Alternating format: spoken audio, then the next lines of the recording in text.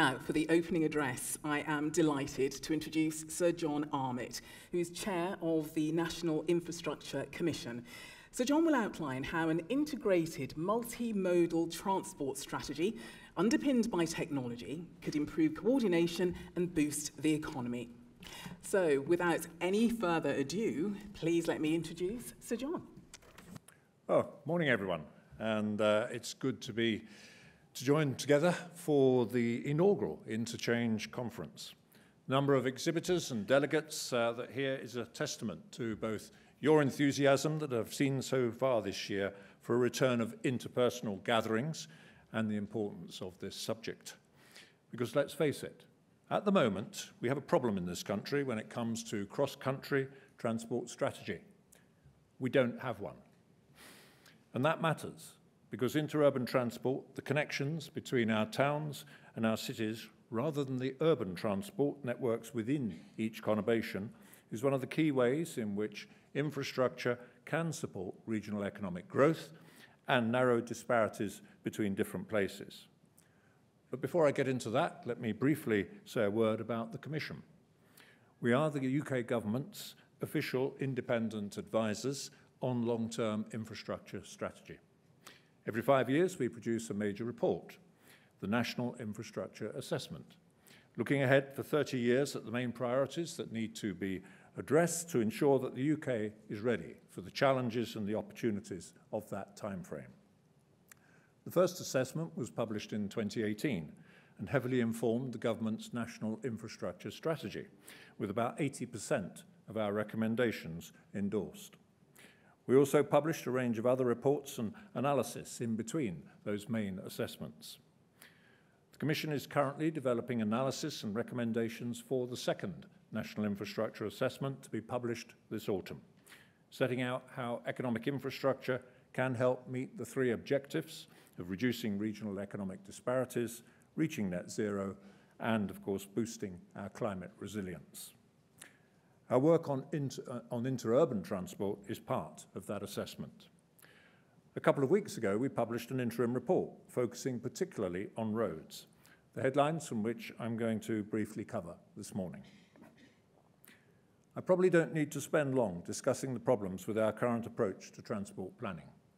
At present, road and rail planning are in fact undertaken in silos, with no serious consideration of relative prioritization between modes, or how to ensure that complementary interventions maximize the benefits of investment. Instead, we have overlapping spending periods within which projects are supposed to be delivered, with schemes assessed on a case-by-case basis, with little consideration of how individual projects add up to more than the sum of their parts. Indeed, the very fact that the Commission had to put out an interim report was to try and catch the RIS3 planning window, rather than wait until the autumn when we could present a more holistic analysis which includes rail as well. And that shows the deficiency of the current approach. So what are we proposing? Well, the NIC has called for a multimodal interurban transport strategy, built around a singular vision to drive economic opportunity, narrow the disparities between regions whilst protecting and enhancing the environment. This needs to be a long-term plan that includes a comprehensive response to decarbonisation obligations and is responsive to the opportunities of technological advance. If done properly, such a strategy could bring far greater coherence to the national road and rail programmes, enabling projects to progress with greater certainty and unlock significant trade benefits for business. That's the dream, and we know it's an ambitious dream. Developing such a strategy will require a huge amount of analysis and input from stakeholders, particularly the subnational transport bodies. In the meantime, we need to try and take some steps forward. We need to be honest about the current position and the realistic prospects for modal shift when it comes to longer distance travel. 82% of passenger journeys over 10 miles are currently made by car, and 77% of domestic freight is moved by road.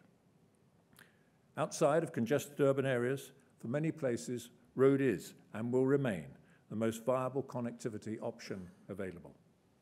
So how do we ensure that the forthcoming road investment strategy, RIS3, is shaped by a tighter focus on what major roads do best in economic terms?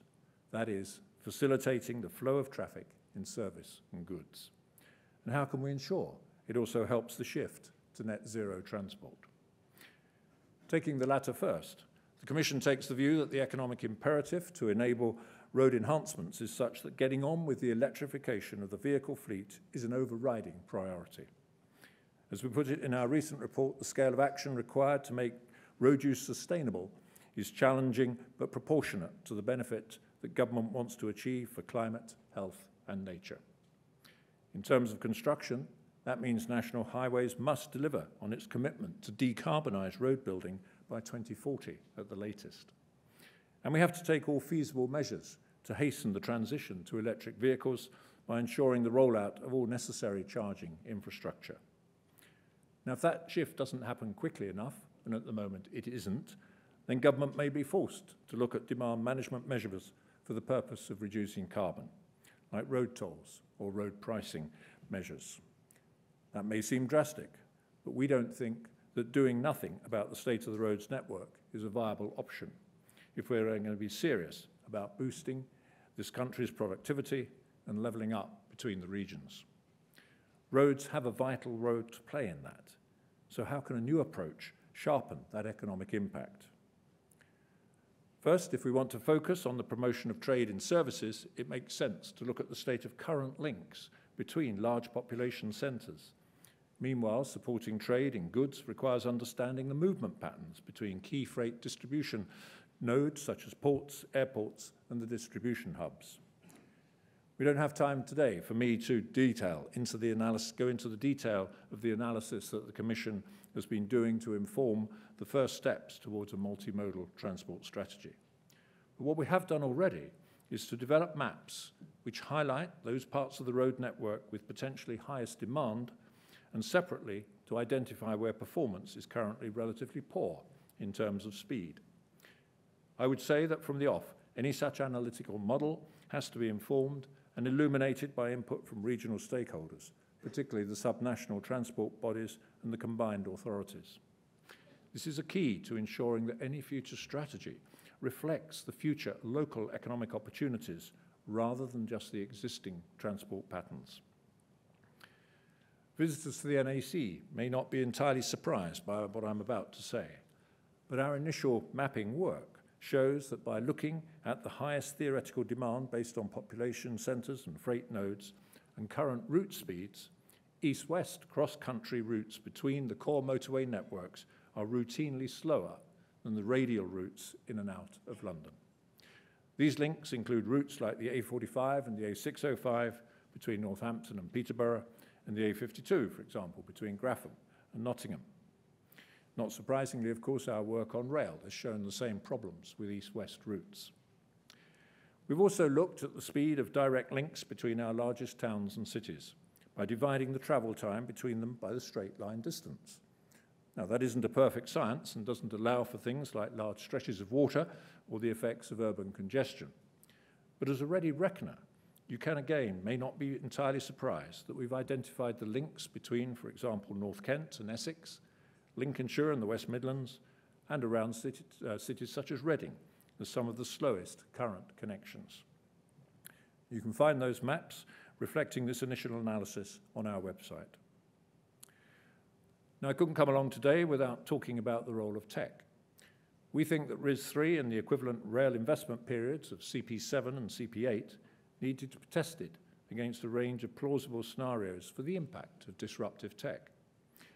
For instance, connected and autonomous vehicles could improve connectivity between places without significant upgrades to the road network, with cars operating at higher speeds more safely than with drivers. There are also potential capacity benefits for optimizing traffic patterns, particularly in better managing the activities of weaving and merging, which are significant factors in current motorway delays. The Commission is continuing to look at some of these issues and opportunities, but the key point for now is that our future plans for the road and rail networks have to be responsive to a future that may look considerably different to today. That means having a core pipeline of low regrets projects and a wider portfolio of developments and enhancements that can be refreshed every 5 years to ensure that the pipeline adapts to the rolling 30-year horizon. But whether they're road or rail, we also say that schemes committed for delivery should not be revisited once they proceed to an advanced stage of development, unless there has been a really significant change in the circumstances. The last thing I would like to touch on is the importance of good design, which the Commission has a particular interest through the work of our design group. This is a panel of architects, engineers, and other project professionals who are ignited by a shared belief in the transformative power of good design. In February 2020, the design group published the design principles for national infrastructure. Following endorsement from government, these 4 principles, climate, people, places, and value, should now guide the planning of major infrastructure projects in the UK, including, of course, road and rail. Government has also endorsed the design group's recommendation that infrastructure projects should appoint a board-level design champion to help ensure that schemes are built sustainably and to a high standard, looking beyond their core function to add wider value. If you want to hear more, then I'm pleased to say that our design group are hosting a roundtable discussion at midday today here in the main theatre, where their panellists will set out what we mean by embedding good design into infrastructure and how this relates to better outcomes. And tomorrow, within the TIP Live programme, the group will present some headlines from a recent series of events held in partnership with different institutions, including the ICE and the Major Projects Association. These have explored some of the practical challenges of utilising design principles and design champions, and have highlighted some important case studies. So, in closing, the Commission is looking to government to commit to a new multimodal transport strategy, which will create greater certainty and better economic outcomes overall, and in the meantime to ensure that RIS3 is better focused on improved potential trade links that are currently underperforming. As I've said, we know that this is just a start. But with the engagement and input of some of the agencies and industry partners representing here today at Interchange, I hope that we can build a consensus for a change in approach. So thank you for listening. I look forward to your questions, and indeed I know the design group will look forward to seeing you at their sessions later on in the programme. Thank you. Very, very enlightening. Thank you very much. I know that you're on a tight schedule today, so we're going to keep it tight, but we appreciate your time this morning. Now, roads are actually having a bit of a hard time at the moment, aren't they? So, including cancelling the smart motorways over the weekend. What do you make of that? Well, I think the cancelling of the future, not the existing smart motorways, can you use the mic? Perhaps one of those. There we go. It should be on. Should be on? That should be on. Can you hear me? There we are. Yep. Sorry.